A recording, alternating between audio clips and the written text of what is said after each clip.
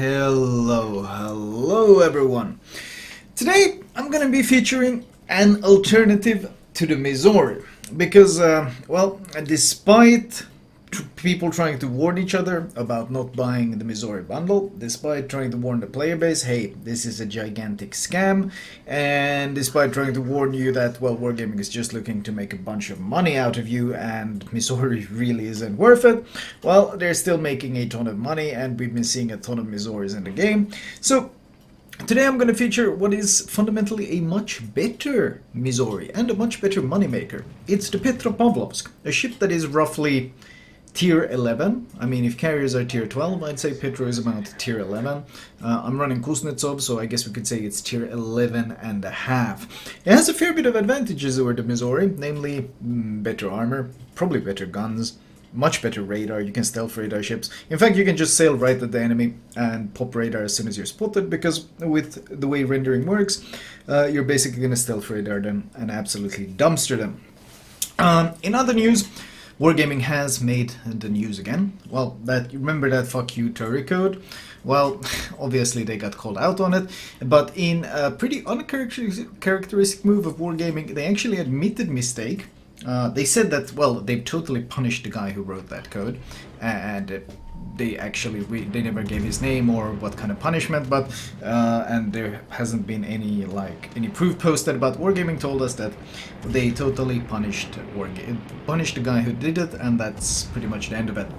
Obviously, I don't trust them as far as I can throw them, so whether or not there's any truth to that remains to be seen. But they also posted an additional 2 extra codes as apologies, something like "We are sorry, Turry," or "We suck, Turry," or I don't remember what it was. Just a bunch of basically apologies in code form, with some pretty useless community tokens in the code. But that's basically their attempt at apologizing for it. Of course, they also made the news.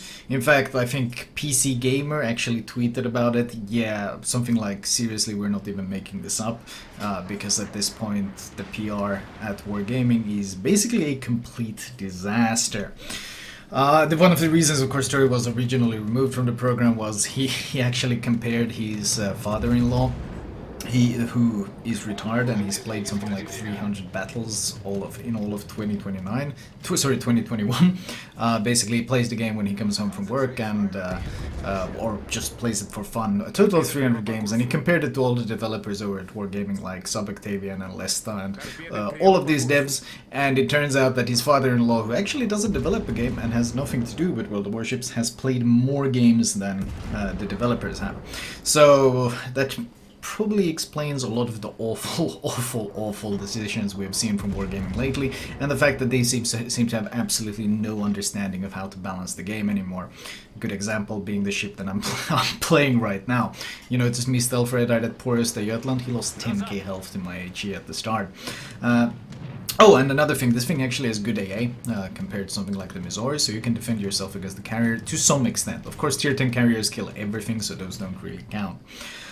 In other news, well, they had to restrict clan battle participants, like the ships that are taking part in clan battles. They had to restrict that like last week.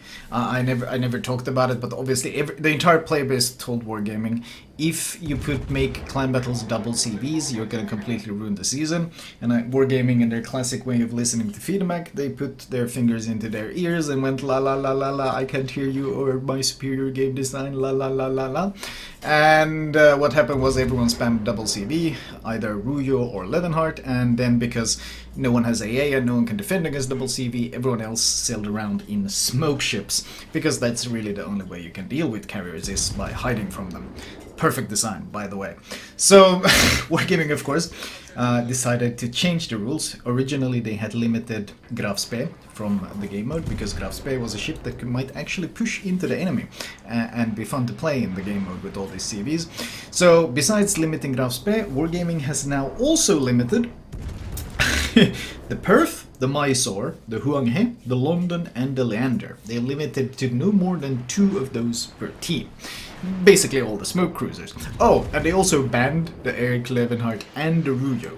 They refused to address the fundamental issue, which was allowing CVs into the game mode to begin with. And now we have, what, 1, 2, 3, 4, 5, 6... seven, eight ships that are banned from this season or limited in some way from this season.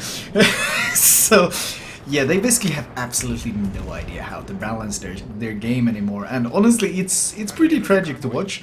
Another example was the convoy mode. I posted a couple of games from the convoy mode. In fact, I was really enjoying the convoy mode, but some of my feedback regarding that game mode was that, well, first of all, it's too easy to attack the convoy, because basically the attackers see what route it's going to take, and the convoy ships are very, very vulnerable. It's only 4 ships that have 40k health each, and they go in straight lines, and they have no armor, so secondary shred them. So basically they need to make the game mode easier for the defending team somehow, because it's just so easy to just YOLO in and kill them. Or maybe hide the path, or, you know, something. And, well, Wargaming has changed the convoy mode in their infinite wisdom, and acknowledging that they obviously listen to a lot of feedback. They cut the convoy health pools in half. So the convoys that used to have 40k health pool, they now have 20k health pool. So I played a couple of games on it on PTS, the updated convoy, and I hated it. It's so dumb. Like, it's 20k health convoys that move slow in straight lines and have no armor. I played a game in Massachusetts where I basically just pressed W and my secondaries killed all the escorts. It's hilariously stupid, and trying to defend them is incredibly difficult. So they don't seem to have any idea what they're doing anymore when it comes to the balancing of the game. Like, just seem to have absolutely no clue what the hell they're doing. Meanwhile, in the gameplay, speaking of that, I'm ignoring a booster who's trying to farm me because, well, I got 50mm of plating, so it doesn't really do a whole lot of damage to me. And I'm rushing into a battleship who also doesn't do a whole lot of damage to me while I'm absolutely punching him in with my AP because balance for sure. So, and Missouri loot boxes, by the way. I had a leak posted about the Missouri loot boxes. I posted it on my Twitter that basically showed the cost and the rewards and all of these things, and it leaked on Monday. And well, some Wargaming members, I think Sean, I came out and said that's fake. But then another Wargaming member PM'd me and he refused to call it fake. He just said it was incorrect.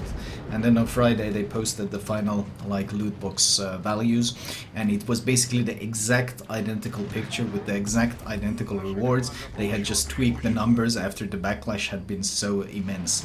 So that's why they didn't want to call the leak fake, but preferred to call it incorrect instead, because, well, he was right on the money, and I knew it came who it came from, so I knew it was in fact correct. They were very eager to find out who I got the information for, but obviously I never reveal my sources, so keep guessing, keep wishing.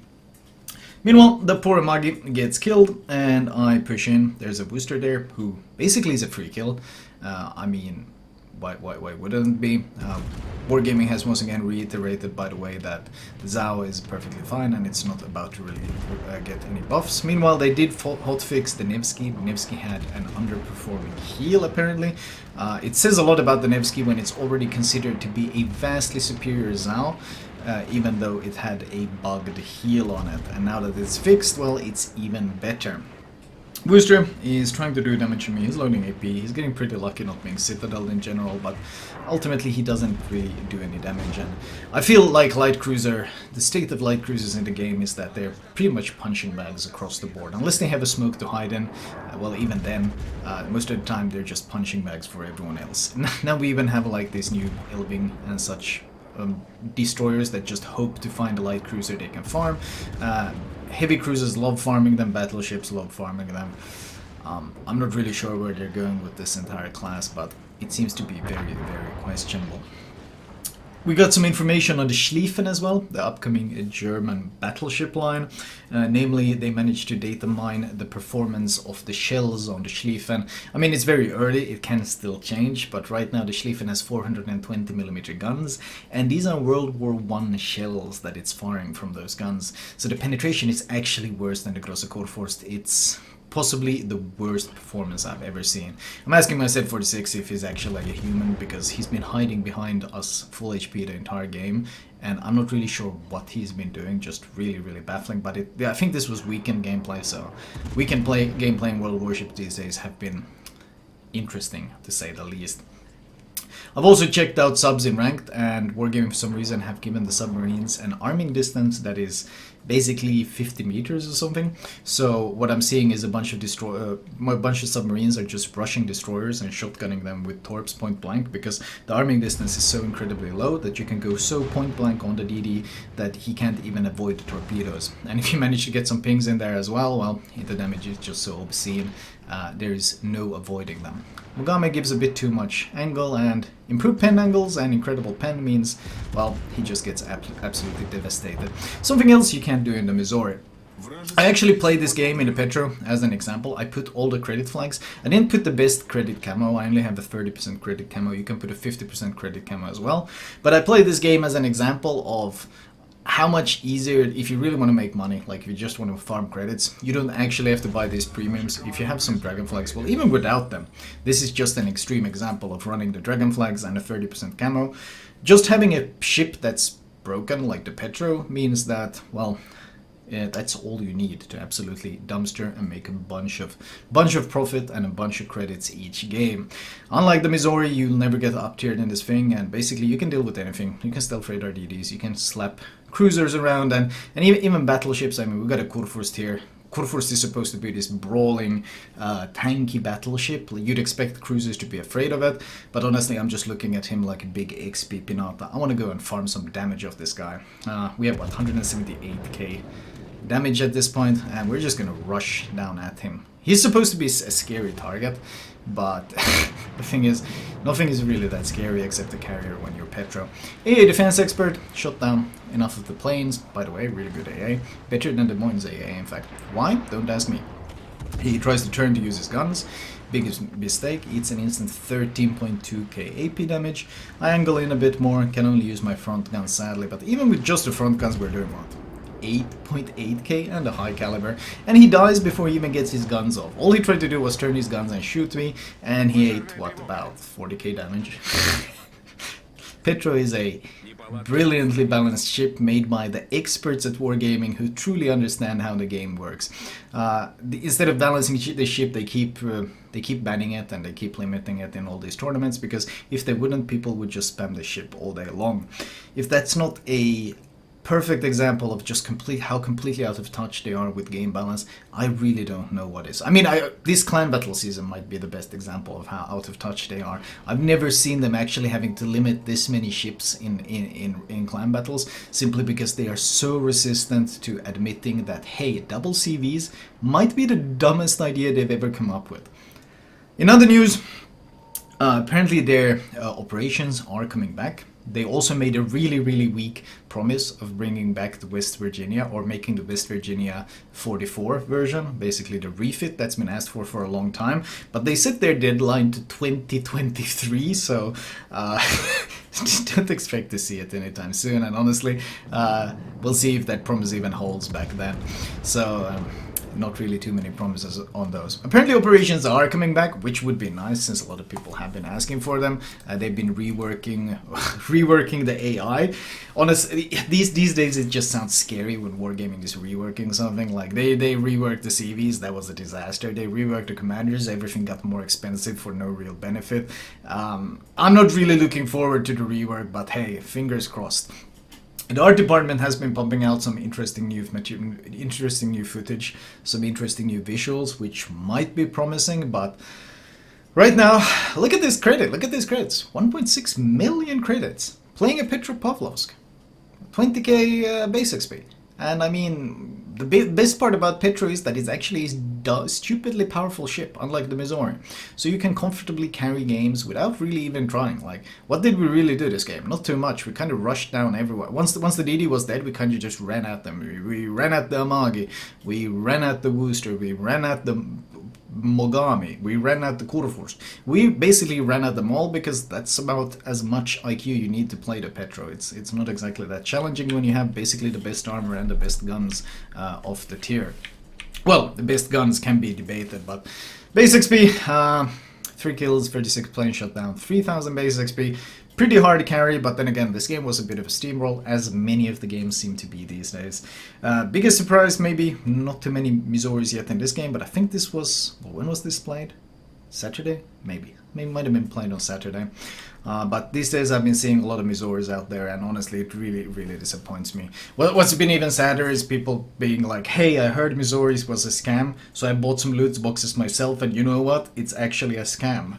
And I'm just sitting there going, yeah, gee, no way. Gee, no way. I'm really surprised. Thank you for reinforcing this testing for us, buddy. Detailed report-wise, 1.7 million potential. We kind of barely even noticed that we tanked that much because, well, we had so much health remaining. Keep in mind that I still had Kuznetsov, so I still had my get-out-of-jail-free card available with the extra heal and the damage on all of that. In general, the damage I took was basically non-existent from both HE and AP, and whereas the damage I dealt was just, well, filthy. Another 66,000 AA damage as well. My build is the same, I've shown it before in the Petro, you can look at my channel. As always, thank you for watching, and please don't give Wargaming money for the Missouri. There are much better, much cheaper options. And owning a historical ship, while it might sound tempting, you're owning a historical ship in World of Warships where Wargaming is right now trying to squeeze in Soviet aircraft carriers into the game. I mean, if they don't care about history, why should you? As always, thank you for watching, have a great rest of the evening, my dudes, and I'll talk to you guys later.